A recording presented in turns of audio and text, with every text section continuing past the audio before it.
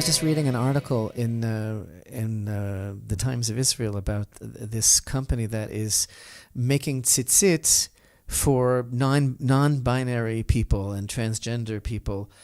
It's about this company. The expression that they're using, pardon me, is the queering of tzitzit. And it's talking about women and others. I don't know how many categories there are exactly, who want to express themselves with the mitzvah, the commandment of fringes, which of course was given to the children of Israel, to the males, to wear these fringes. And on the deepest level, again, it has to do with a certain kind of conduit of divine energy that a man needs to connect himself to, which a woman, frankly, is above and does not need that kind of device in order to connect with Hashem. And all of the mitzvot are built in such a way by divine authorship for men and for women to fulfill their spiritual potential in coming close to Hashem.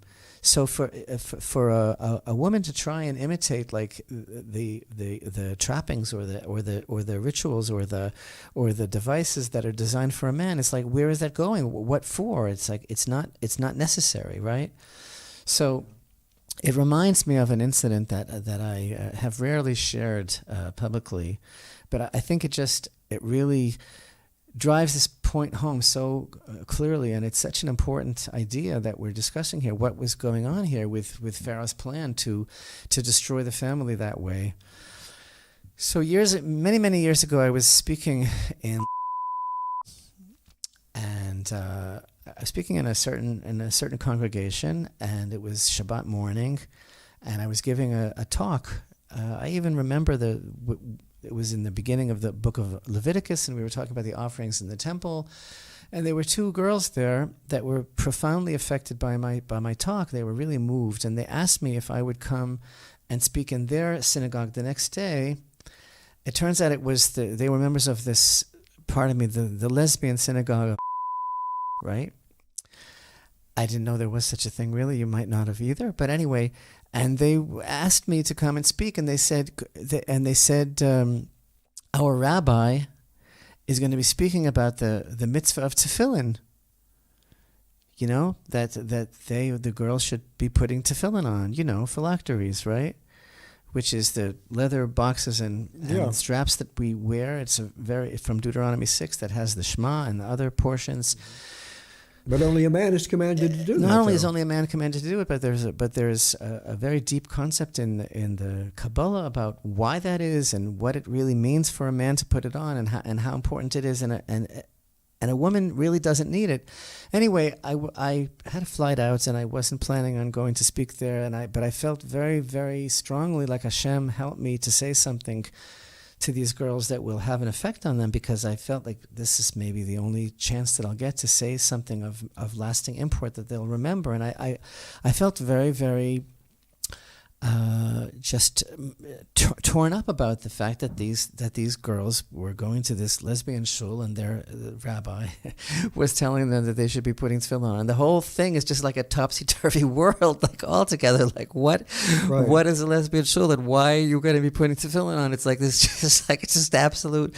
My mind is exploding, and so I thought very quickly, and this is what I said to them. Hashem really helped me, and I tried to access the entire database in milliseconds and say something that would make a very big difference, that would be true, and that would be bringing some light into the world. And what I said to them was, why do you need to do that? Because what is the tefillin? It is made of leather, right? And it is like a type of a rectification for the male who has this very animalistic energy. It's like that when the man puts the tefillin on, it's kind of like he's girding himself and he's wrapping himself up with like this energy in order to focus his nefesh, his life force on Hashem. So I said, you don't need that, because a man has this raw animal energy, but women are so pure and so holy. You don't need that to bind yourselves to Hashem. And so they started crying, and they said, "Oh, please come and tell our rabbi that."